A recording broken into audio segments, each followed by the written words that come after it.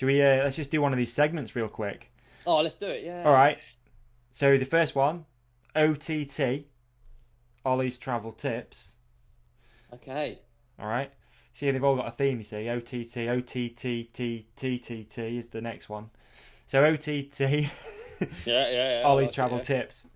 One or two travel tips that you want to pass on to our amazing listeners that you should really think about and that have helped you in your life over the years and stuff like that. Yeah. Okay. That's cool. So for years I travelled with a cardboard box. A bike bag is a good investment. Annoyingly, it pains me to spend the money on a bag that you put your bike in, but it just removes an element of worry about your bike when you turn up somewhere. So I'd say that is a really good travel tip. Oh, you got one now. Sorry, I thought you were going to say you still use the cardboard box. No, I don't. No, for the last 5 years I've been in a bike bag.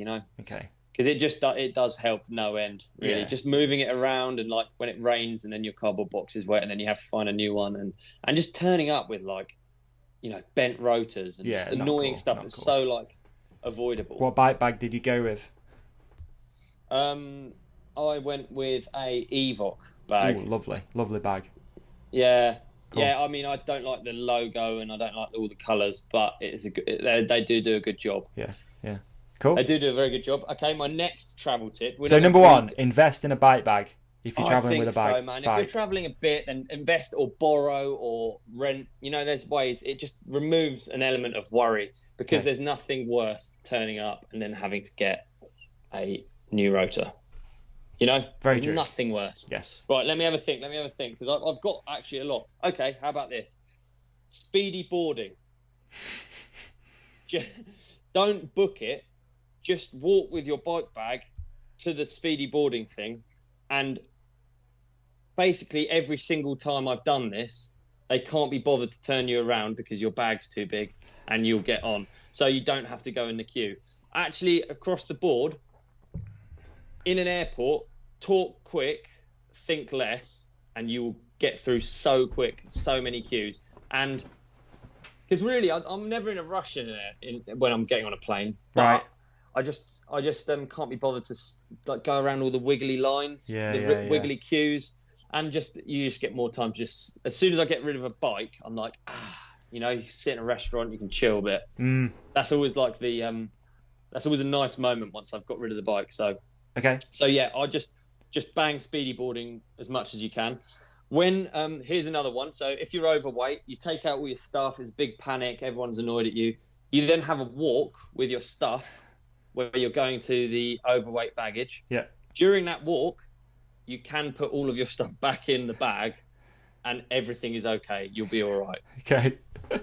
Instead of, don't get stung on like excess baggage and shit, just say like, yeah, I'll carry this, have all of your stuff, go around the corner on the way to the oversized baggage department, unzip it, put it back in where you had it before. Yeah. That works pretty well. I think that's actually a really good tip. I've done that many a time. That's a good one. I got one for you. I got one. Go on, let's hear it. You can have this. You can try it this week. Yeah. Always limp when you get close to boarding. Because then, and you can always maybe even just say, look, I sprained my ankle on the way here. Is there any way I can have one of the front row seats or a door seat? Extra leg room. And they do it. Pretty much 90% of the time you'll get it. Because I tell you what, I limp 100% of the time. Just limp. I've just never asked. Just limp. Limp, make it... I already limp. Yeah, naturally limp. I can't help it. Right, okay. So you should, if you maybe wince a little bit, a bit of wincing. Yeah. And then and just ask. Be like, I've just sprained my ankle yesterday riding. Didn't have a chance to, book it or get a wheelchair. Can I get a bit of leg room? And I bet you get there. Let's see. Really good thinking. Thank you. That's my only real travel tip though, mate. Oh, we can do loads of travel tips. This is well good. Yeah. I always keep headphones on even if I'm not listening to anything because then people don't talk to you. That's quite a good one. That's a good one. Yeah. I always, even if I've booked the flights, I say I haven't booked them because then when you're at the front of the speedy boarding queue, you assumed that they'd booked you business and speedy boarding or whatever it is. Speedy boarding, business, upper class, whatever. Yeah. You'd assumed that you're so important that someone else is booking your flights, dude. Yeah. And you assumed that they booked business because that's how you normally travel. And then if they say no, you can just be like, oh, fuck, and then see if they let you go anyway. Business. Yeah. They don't tend to let you go business, but at least you'll just miss that queue. Again, it's just a queue dodging tip, really.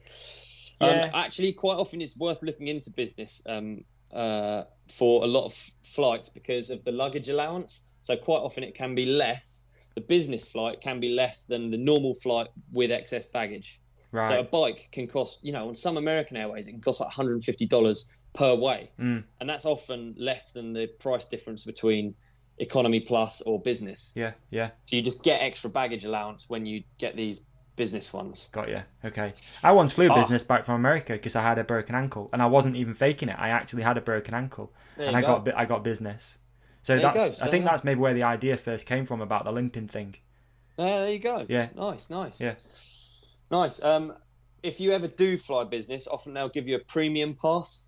See, I'm just going to unload everything on you here. This is still interesting, right? We'll do them again next week. We just do more. We can test stuff too. If anyone's got more, we can test it. You can go out and try them. I'm up for hearing more because I'm aware I don't know them all.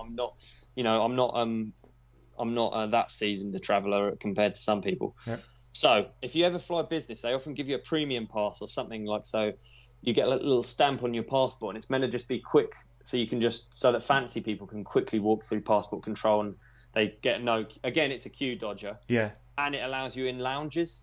Right. Quite often it's a dual thing. It allows you like the fast boarding and lounges. And it's just like a sticker. Dude, yeah, and lounges are free food, man, and free drink. You can do what you want. So if you can get in there with your sticker, talk quick enough, you can get away with anything.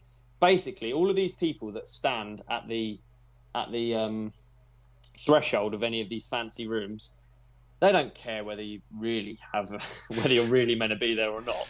They're just doing a job. They don't really care. They're not bothered. Yeah. If you can just wow them or at least make them feel like you're not a bad guy. The thing I'm thinking you get away with stuff straight away with this, with this sticker is, do you get to keep the pass with the sticker on? So can we get it off and use it on another ticket? Yeah, so you'll find it. They put it on your boarding pass. Right. So I never bother getting the e-boarding passes because it's just it just annoys me, that sort of thing. Yeah. Just get a paper one because there's more chance. Basically, because then you can do the whole I didn't book my flight thing. Yeah. So I always have a paper one. They stick the sticker on the boarding pass. You can peel it off and the adhesive still works. Put it back in your passport. Every boarding pass. Use it next time. Afterwards. There you go. There we go. Love that. So basically, we could get some made if you wanted to. Once you've got the sticker, you can replicate it, which is always... That's fraudulent. Yeah, I mean, that is fraudulent. What we're... Dude, when I was not that many years ago, my buddy used to print the McDonald's stickers for free coffee. Yeah. So you get the thing and you just stick a load of stickers on and then you're always getting free coffee, which is a good one. Yeah. That's good. That's solid. Yeah. It's not really a travel tip. It's just that's a life hack. It's just fraud. Yeah, it's just fraud. Just fraud. It's just fraud.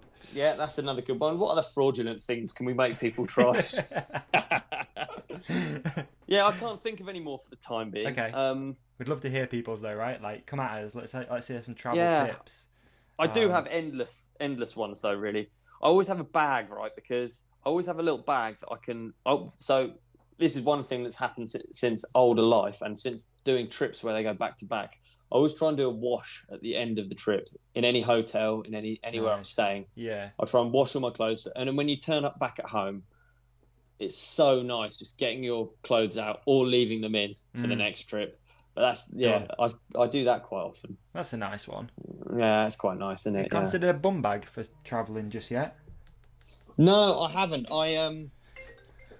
I never have. It always blows my mind that people carry their fucking toothpaste and shit around. I guess if you've just got hand luggage. Well, everyone that goes normally travelling packs so many bags. Yeah. Anyway, so just put all of the liquid things. Just fucking put them in the bag that you're putting in a plane. Like, what are you doing with all these plastic bags and fidgeting around? That pisses me off. Yeah. You're right. Oh, on the little thing after the X-ray check, that fucks me off when people get their stuff out whilst it's still on the conveyor belt. Oh yeah, Just pick it up and go round to the table. Oh man, yeah, it blows my mind. Yeah. Oh, how about this? This is just turning in. This isn't even tips. This is just things that fuck me off. When you wait for the baggage to arrive at the end, the conveyor belt comes round. Yeah. Don't stand next to the belt. That's illogical. Stand a meter back from the belt, because then when your bag isn't here, which is for the duration of you standing there, true, the person whose bag is here can get the bag. Yeah. Like standing next to it doesn't make it quicker. That makes me so mad. That does. Rushing to get on the plane, that's insane, because it's a giant tube filled with fart air. So I'm always going to be the last person on the flight. I might even wait for them to call my name sometimes if I'm feeling fancy. But yeah, rushing to get on or off irritates the fuck out of me. True, that's a good one, actually. Totally agree. Yeah, you want to be on last, but you kind of want to be on off first. Yeah, well, so I it's don't a fine really care, balance. because the bike always takes ages anyway, so it's like I you're always waiting like either there or the first person who unclips the seatbelt on a plane. I always like being that guy, because I just find it, because if I've got a weird sense of humour, I just find it hilarious that as soon as you've landed, it's like you touch down, and then you undo your seatbelt and make it really loud, because people are just like, what's this guy doing? He's off. He's ready. Like, I'm done. Yeah. I'm off. Fuck off.